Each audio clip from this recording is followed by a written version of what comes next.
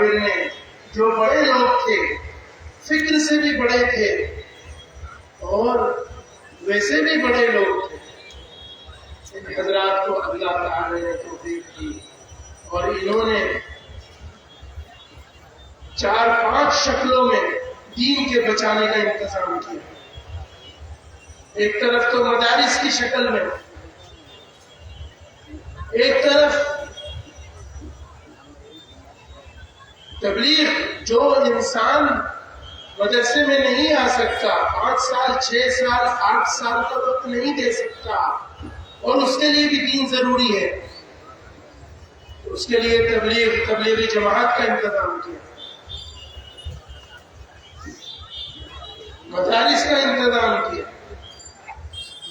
उसी वक्त के अकाबिर ने इसी तरह मुसलमानों की दीनी रहनुमाई उमूर मुहिम्मा में हो सके, उसके लिए जमीयत उलमाए हिंद का क़याम किया।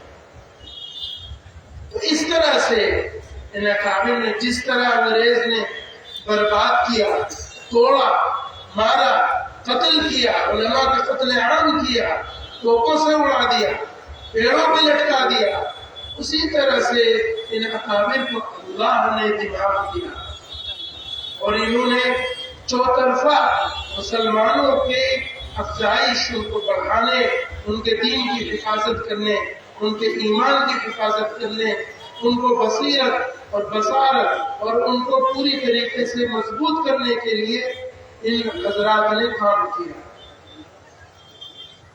अल्हम्दुलिल्लाह वकफा व सलामुन अला इबादिहिल्लज़ीना इस्तफा। সম্মানিত মেহমান, সর্বপ্রথম আল্লাহ তাআলার হামদ ও সানা করার পরে আমাদেরকে সম্বোধন করে বলতেছেন যে আল্লাহ তাআলা আমাদের এই বাংলাদেশ, এটা এই দেশ হওয়ার আগে এটা যে পুরা ভারতবর্ষ ছিল, এখানে মুঘলদের রাজত্ব ছিল। দারুল উলুম দেওবন্দের আগে এখানে যে ইসলামী দ্বীনের যে মেহনত হতো, এটা খানকাওয়ারি মেহনত।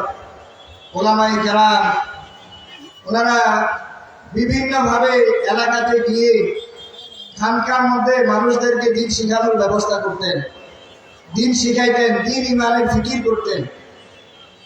পরবর্তীতে যখন মুসলমানদের হাত থেকে, এই উপমহাদেশ থেকে ক্ষমতা চলে গেল, ব্রিটিশদের হাতে ক্ষমতা আসলো, অমুসলিমদের হাতে ক্ষমতা চলে গেল, তো তখন তারা এই ভারত উপমহাদেশে ইসলামী তাহজিব আর তামাদ্দুনকে, ইসলামী শিক্ষাকে, এটাকে নষ্ট করার জন্য, এই শিক্ষা থেকে মানুষদেরকে বঞ্চিত করার জন্য তারা যে উদ্যোগ গ্রহণ করলো যে কিভাবে এই শিক্ষা থেকে মানুষকে দূরে রাখা যায়, এবং তারা শাসন পরিচালনা করতে গিয়ে এটা খুব ভালোভাবে অনুভব করতে পারলো যে আমরা যদি এই দেশে আমাদের শাসন কার্য টিকিয়ে রাখতে চাই, তো আমাদের চিরশত্রু, সবচেয়ে বড় শত্রু হলো উলামায়ে কেরাম, দিন সম্পর্কে জাননেওয়ালা, আল্লাহ তাআলার দিন সম্পর্কে জ্ঞান রাখনেওয়ালা ব্যক্তিরা, এরা হলো আমাদের সবচেয়ে বড় শত্রু। এই জন্য তারা সর্বপ্রথম সিদ্ধান্ত নিলেন, এই সিদ্ধান্ত গ্রহণ করলেন যে যেখানে যে অবস্থাতে যে কোনো উলামায়ে কেরাম পাওয়া যাবে, তাকে কোনো মামলা ছাড়া, কোনো মুকদ্দমা ছাড়া, কোনো নোটিশ ছাড়া, কোন রকমের অভিযোগ ছাড়াই তাকে ধরা হোক আর তাকে ফাঁসিতে লটকানো হোক। আর নিশানা হিসাবে, আলামত হিসাবে বর্ণনা করে দেওয়া হলো যে যার মুখের মধ্যে দাড়ি থাকবে, গায়ে সুন্নতি পোশাক থাকবে, এই ধরনের মানুষ যে এলাকাতে পাওয়া যাবে, যে মহল্লাতে পাওয়া যাবে, যে জায়গাতে পাওয়া যাবে, ওই জায়গাতে ধরে তাকে তৎক্ষণাৎ লটকানো হবে। তো মেরে মুহতারাম, এইভাবে তারা আলেমদের উপর অত্যাচার করেছেন, দিনদারদের উপরে জুলুম করেছেন, এবং ওই সময় উলামায়ে কেরাম এতটা কুরবানি করেছে। উনি বলছিলেন যে শহীদ ইসমাইল রহমতুল্লাহ আলাইহি ওনার পরিবার কি পরিমাণ কুরবানি করেছে, সব কিছুকে ওনারা উৎসর্গ করেছেন। মেরে মোহতারাম, পুরা ভারত উপমহাদেশের এমন একটা অবস্থা হয়েছিল যে জানাজা পড়ানোর মতো লোক খুঁজে পাওয়া যাইত না। যেটা একসময় আলেম দ্বারা ভরপুর ছিল, দিনী শিক্ষা দ্বারা সবার জন্য দিনী শিক্ষার ব্যবস্থা একসময় যে দেশের মধ্যে ছিল, এই দেশটার শিক্ষা ব্যবস্থাটাকে এমন ভাবে ধ্বংস করে দেওয়া হয়েছে, জাননেওয়ালাদেরকে এমন ভাবে অত্যাচার করা হয়েছে, এমন ভাবে হত্যা করা হয়েছে, এখন অনেক এলাকা তালাশ করে জানাজা নামাজ পড়ানোর মতো লোক খুঁজে পাওয়া যেত না। অনেক মানুষ ইমাম সাহেব জানাজা পড়ানোর মতো না পাওয়ার কারণে জানাজা ছাড়াই দাফন দিত। কোন লাশের অবস্থা এমন হইতো যে জানাজার ইমাম তালাশ করতে করতে ওই লাশের মধ্যে দুর্গন্ধ চলে আসতো, পচে যাইত। তো ওই সময় উলামায়ে কেরাম এই ভারত উপমহাদেশ সব পুরা পৃথিবীতে দিনকে জিন্দা রাখার জন্য, দিন ও ইসলামকে ধরে রাখার জন্য, রক্ষা করার জন্য ওনারা গোপনে দারুল উলুম দেওবন্দ একেবারে একটা খালি ময়দানে ডালিম গাছের নিচে একজন ছাত্র একজন শিক্ষককে দিয়ে আল্লাহ তাআলা ওনাদেরকে দিয়ে শুরু করিয়েছে। এভাবে গোপনে প্রকাশে করা যেত না, গোপনে গোপনে ওনারা দারুল উলুম দেওবন্দ একটা ডালিম গাছের মধ্যে চালু করলেন। এইভাবে ওই প্রতিষ্ঠানটাকে আরো শক্তিশালী করার জন্য ব্যাপক, এটার দ্বারা যেন মুসলিম উম্মাহের যে মাকসাদ, যে উদ্দেশ্য, যে দ্বীন ও ইসলাম যেন জিন্দা থাকে, এটা বেগবান করার জন্য, এটাকে মজবুত করার জন্য ওনারা ফিকির করছে। শুধু তাই নয়, ভারত উপমহাদেশে ওনারা দিনকে টিকিয়ে রাখার জন্য অনেক রকমের উদ্যোগ গ্রহণ করেছে।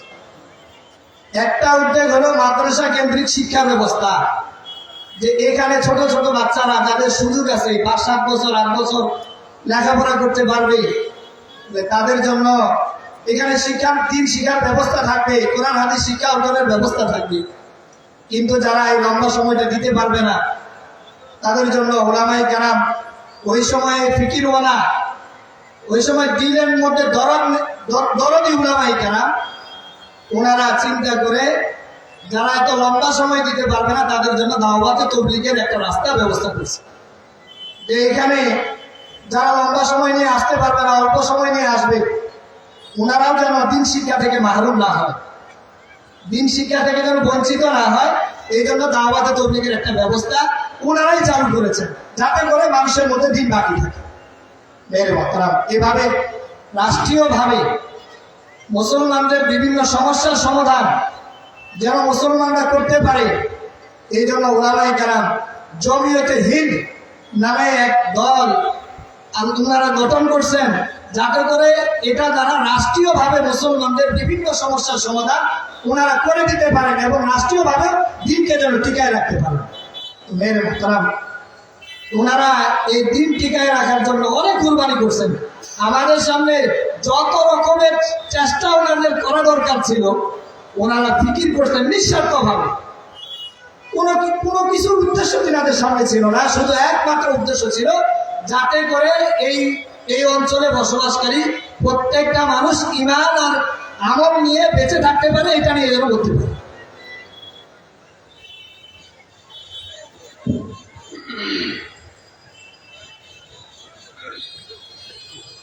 दारुल उलूम का क़याम इब्तिदाई अय्याम हज़रत मौलाना कासिम नानोतवी रहमतुल्लाह अलैह और उनके साथियों ने इसी तरह से इसके पहले शागिर्द शेखुल हिंद हज़रत मौलाना महमूदुल हसन देवबंदी रहमतुल्लाह, इस पहले तालिब इल्म से अल्लाह ने कितना काम लिया कि जितने सफ़े अव्वल के बड़े बड़े अकाबिर हैं, جن کا کام پوری دنیا میں پھیلا ہوا ہے. کس کے شاگرد، کس کے تیار کیے ہوئے؟ حضرت شیخ الہند مولانا محمود الحسن دیوبندی رحمۃ اللہ علیہ کے تیار کیے.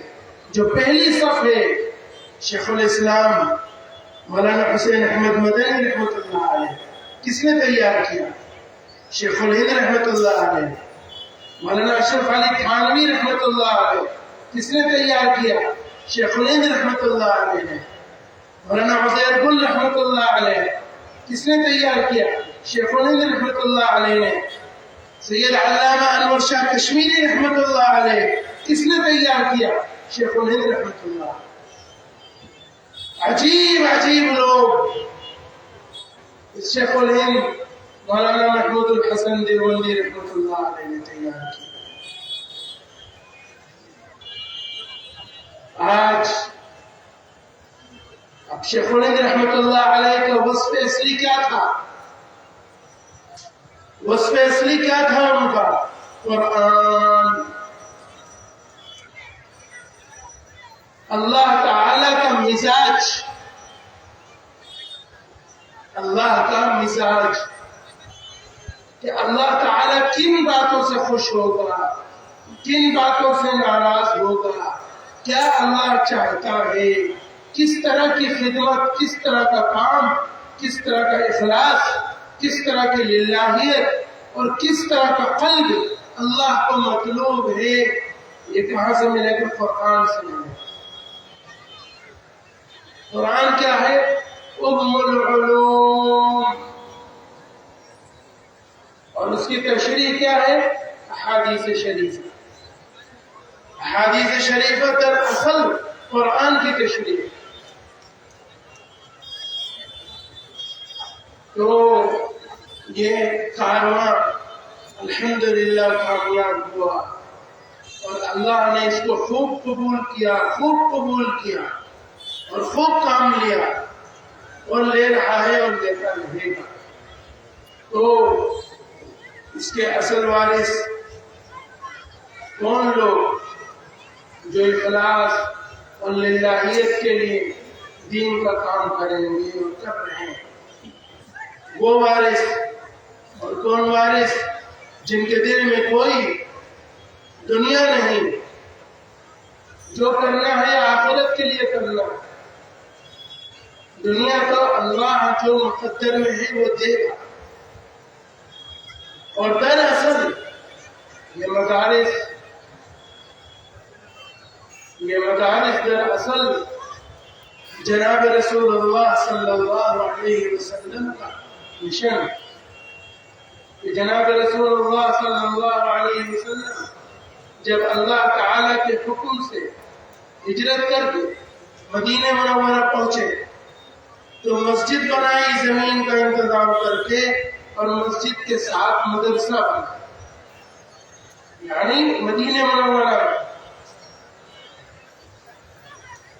جناب رسول اللہ صلی اللہ علیہ وسلم کا مدرسہ اس سے پہلے بھی تھا، لیکن جو ہجرت کے بعد کا دور شروع ہوتا ہے اس کے اندر پہلا مدرسہ آزاد ہوا میں، آزاد ماحول میں صفہ کے نام سے جناب رسول اللہ صلی اللہ علیہ وسلم نے مسجد نبوی شریف کے ساتھ قائم کیا. اور اس وہ اللہ کے رسول صلی اللہ علیہ وسلم کا مدرسہ جہاں پہ صحابہ اکرام کا کام کیا تھا؟ صرف قرآن اور حدیث کو جو نبی صلی اللہ علیہ وسلم فرمائے ان کو یاد کرنا اور جمع کرنا. صحابہ اکرام آخر کے زمانے میں تو بہت زیادہ ہو گئے تھے، کسان بھی تھے، بزنس مین بھی تھے اور حتیٰ کہ بڑے بڑے لوگ بھی تھے، لیکن کچھ صحابہ ایسے تھے جن کا کام تھا صرف اس مدرسے میں رسول اللہ صلی اللہ علیہ وسلم کے ساتھ رہنا، پڑھنا، سیکھنا اور یاد کرنا. وہ طالب علم اور ان کے استاد کون؟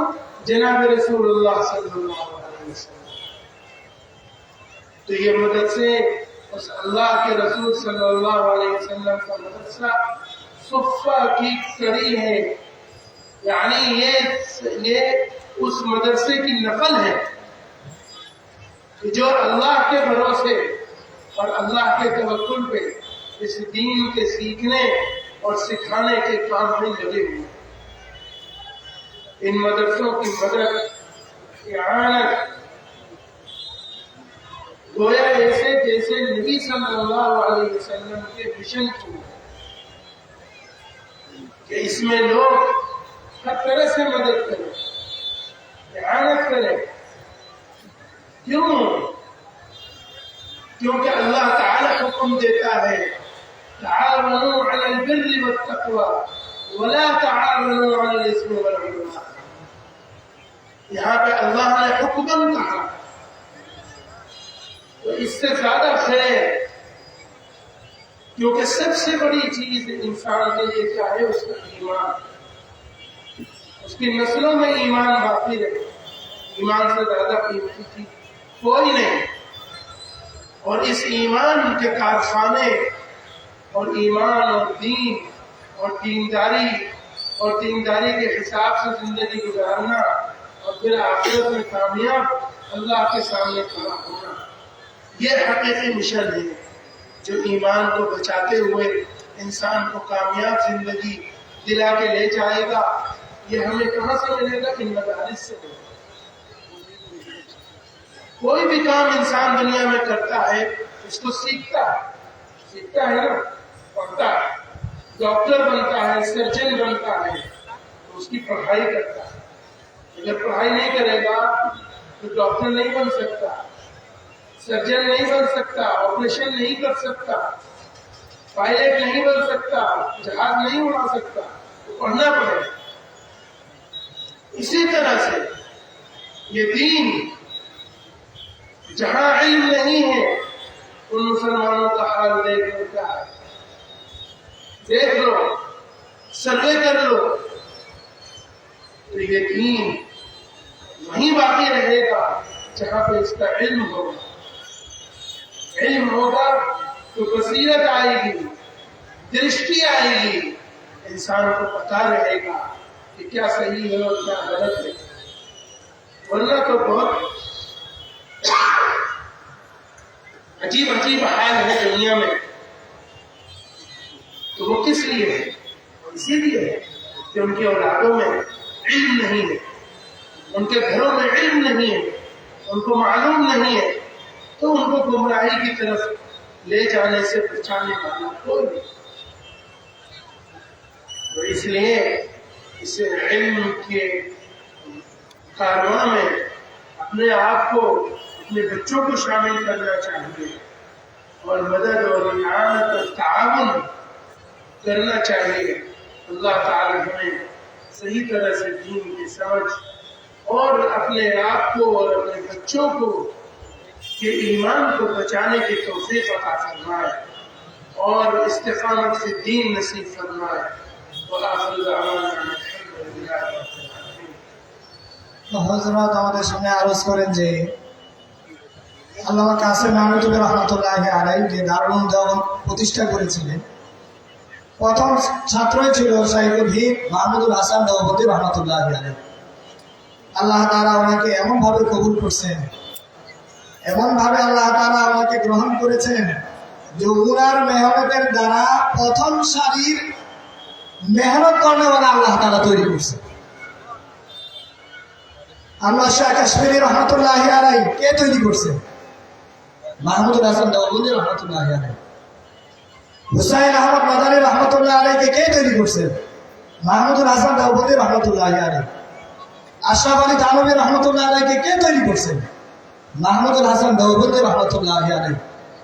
অর্থাৎ আল্লাহ তাআলা ওনার দ্বারা এই পরিমাণ মেহনত নিছেন, একটা ছাত্রকে আল্লাহ তাআলা এই পরিমাণ গ্রহণ করেছে যে ওনার দ্বারা এই উম্মতের আজীব আজীব অনেক বড় হস্তি আল্লাহ তাআলা ওনার দ্বারাই তৈরি করেছে, যারা পরবর্তীতে দ্বীন ও ইসলামের অনেক বড় খেদমত আল্লাহ তাআলা ওনাদের দ্বারাই আঞ্জাম দিয়েছে।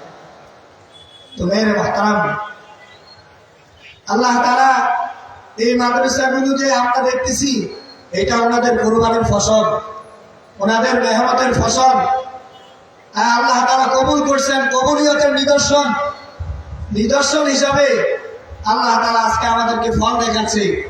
নতুন জামানায় শুরু জগতে শুরু সময় এটা কত কষ্টের বিষয় ছিল, কত মুজাহাদার বিষয় ছিল, আর আজকে আমাদের সামনে এটা কত সহজ হয়ে গেছে। তো ওনারা ফিকির করছেন, মেহনত করছেন, আমাদের দিনদারিকে ধরে রাখার জন্য আপ্রাণ চেষ্টা করেছেন। এটা মূলত ওনাদের আল্লাহ রাসূল সাল্লাল্লাহু এই যে এত বড় মেহনতটাকে আল্লাহ তাআলা কবুল করলেন, এটা কিসের কারণে? মাহমুদুল হাসান দেওবন্দির মধ্যে কি গুণ ছিল? বলে গুণ ছিল কোরআনের গুণ। আল্লাহ তাআলা যে কিতাবটাকে নাজিল করেছেন আর ঘোষণা দিয়েছেন উম্মুল ইলম, উম্মুল কোরআন, এই কিতাবটা সমস্ত জ্ঞানের এটা হলো কেন্দ্রবিন্দু। সব জ্ঞান দিয়ে আল্লাহ তাআলা এটাকে সমৃদ্ধময় করেছেন। এই গুণ ওনার মধ্যে ছিল। এখানে আল্লাহ বলেছেন কি কাজ করলে আল্লাহ খুশি হবেন, কোন কাজ করলে আল্লাহ নারাজ হবেন, কোন কাজটা করা যাবে, কোনটা করা যাবে না। এইভাবে যত করণীয় বর্জনীয় সবটাই আল্লাহ তাআলা এই কোরআনের মধ্যে বলেছেন, আর উনি ওনার কোরআনটাকে নিজের জীবনের সবচেয়ে বড় গুণ বানিয়েছেন। আর যারা এই কোরআনটাকে গুণ বানাবে, কোরআনটাকে নিজের জীবনের সবচেয়ে বড় পাথেয় বানাবে, আল্লাহ তাআলা তাকেও ওনাদের মতো মাকবুলিয়ত দান করবে। কারণ এই কোরআন এটা আল্লাহ তাআলা আমাদেরকে দান করছেন দুনিয়াতে আমাদের জীবনটাকে সঠিক পথে পরিচালনা করার জন্য। রাসূলুল্লাহ সাল্লাল্লাহু আলাইহি ওয়াসাল্লাম মূলত কোরআন নাযিল হওয়ার পরে কোরআন শিক্ষার ব্যবস্থা চালু করেছিলেন। হিজরতের আগে প্রকাশ্যভাবে ছিল না, গোপন ভাবে ছিল। রাসূল সাল্লাল্লাহু আলাইহি ওয়াসাল্লাম যখন হিজরত করলেন, হিজরত করার পরে প্রকাশ্যভাবে স্বাধীন ভূখণ্ডে কোন রকমের পেরেশানি ছাড়া, কোন রকমের অতিরিক্ত চিন্তা ভাবনা ছাড়া উনি মসজিদে নববীর পাশে মাদ্রাসাতুস সুফা নামে একটা মাদ্রাসা আল্লাহ রাসূল সাল্লাল্লাহু আলাইহি ওয়াসাল্লাম নিজে কায়েম করছেন। এটা উনি এজন্য বলছেন যে আমাদের দেশে যে মাদ্রাসা, এই মাদ্রাসা মূলত নমুনায় সুফারি একটা নকল হরকত। ওই সুফা মাদ্রাসারই একটা নমুনা এটা আমাদের সামনে আল্লাহ তাআলা রেখে দিয়েছেন। সাহাবীদের মধ্যে ব্যবসায়ী ছিলেন, কৃষক ছিলেন, অনেক রকমের কাজ করানোওয়ালা ছিলেন, কিন্তু কিছু কিছু সাহাবী আল্লাহ রাসূলের এমন ছিলেন যারা সব সময় সুফাতে থাকতেন। সুফাতে ওনারা ছাত্র হিসাবে থাকতেন, রাসূলুল্লাহ সাল্লাল্লাহু আলাইহি ওয়াসাল্লাম শিক্ষক হিসাবে ওনাদেরকে দরস দিতেন। কি দরস দিতেন? বলে কোরআন শিখাইতেন, কোরআন শিখাইতেন, কোরআন বুঝাইতেন, আর কোরআনের সর্বশ্রেষ্ঠ তাফসীর হাদিস ওনাদেরকে আল্লাহ রাসূল সাল্লাল্লাহু আলাইহি ওয়াসাল্লাম শিখাইতেন, ব্যাখ্যা করে বুঝাইতেন। তো এটা ছিল ওনাদের সিলেবাস, এটা ছিল ওনাদের কারিকুলাম। এই শিক্ষায় ওনারা শিক্ষিত হয়েছিলেন।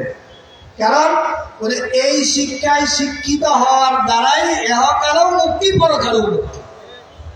ঈমান নিয়ে বেঁচে থাকতে হবে, ঈমান নিয়ে মরতে হবে, আর ঈমান নিয়ে বাঁচতে হলে, মরতে হলে ঈমান শিখতে হবে। উনি বলেন দুনিয়াতে একটা লোক যদি ডাক্তার হইতে চায়, শিক্ষা দীক্ষা ছাড়াই কি ডাক্তার হইতে পারবে?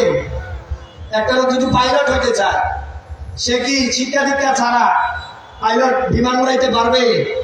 একটা লোক যদি সার্জন হইতে চায়, তো সার্জন হওয়ার জন্য তাকে শিক্ষা দীক্ষা করতে হবে, শিক্ষা গ্রহণ করতে হবে। শিক্ষা ছাড়া কোনো কিছু করতে পারবে না।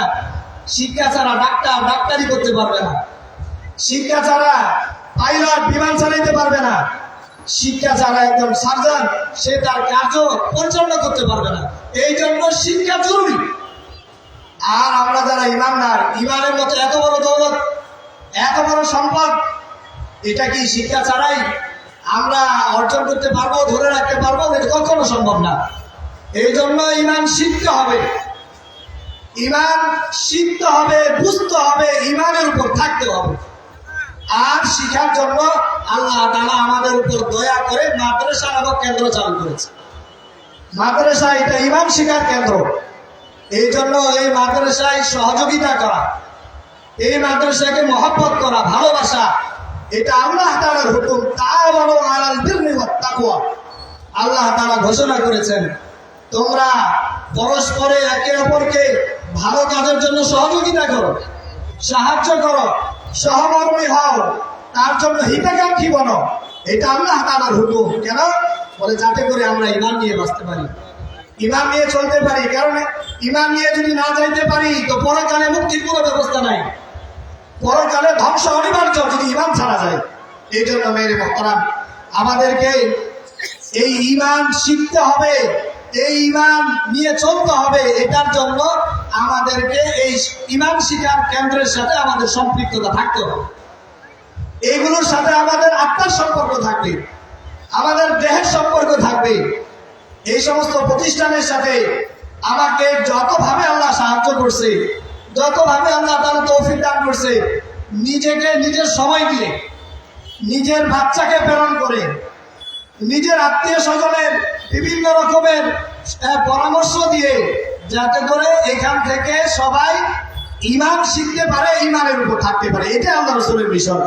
মেরে মুহতারাম, এই জন্য ঈমান নিয়ে বাঁচতে চাইলে ঈমান শিখতে হবে, আর ঈমানের উপর চলতে হবে, আর এই মাদ্রাসাগুলোকে জারি রাখতে হবে। আল্লাহ তাআলা আমাদের এই মাদ্রাসাগুলোকে কবুল করুন। এই মাদ্রাসাগুলো কিংবদন্তি আল্লাহ তাআলা তারাক্কি দান করুন। আর শিক্ষা দীক্ষায় আল্লাহ তাআলা এই মাদ্রাসাগুলোকে পুরা বিশ্বের উপরে আল্লাহ তাআলা একটি শ্রেষ্ঠ মাকাম দান করুন।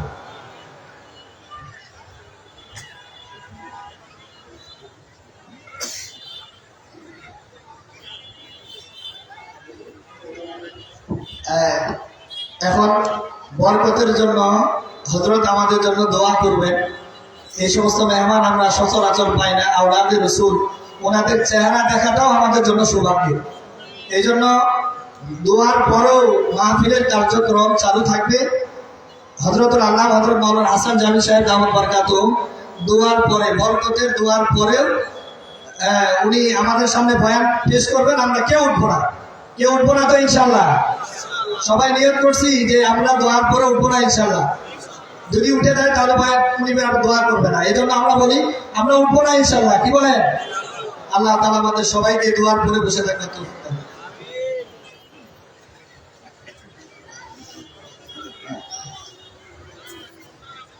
আমাদের কাছে দোয়া চেয়েছেন মোহাম্মদ শরীফুল ইসলাম, ওনার বাবা মার জন্য, উনি নিজের সুস্থতার জন্য। আমরা সবাই ওনার জন্য দোয়া করি।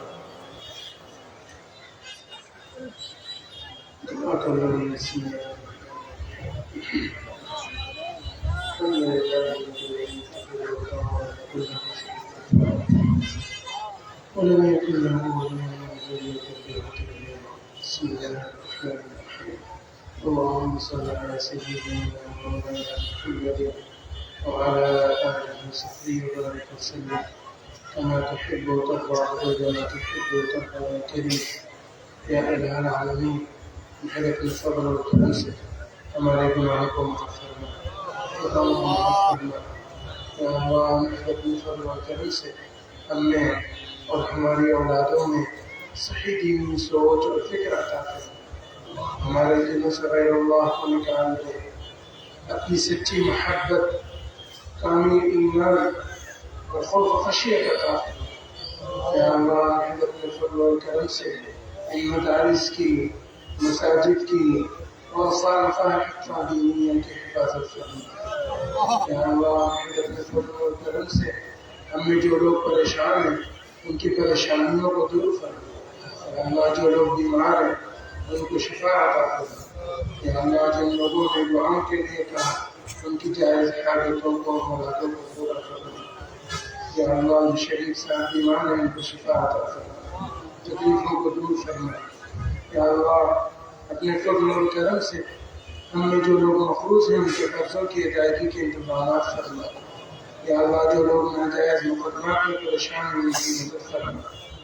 या अल्लाह घरों में खैर और बरकत अता फरमा, हलाल रिज़्क़ वासिअ अता फरमा, हर किस्म के शुरूर और फितरत से, नज़र बद से महफूज फरमा।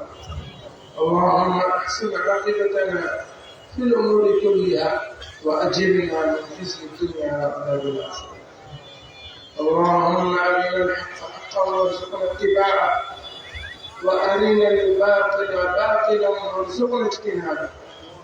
ربنا لا تزغ قلوبنا بعد إذ هديتنا وهب لنا من لدنك رحمة إنك أنت الوهاب.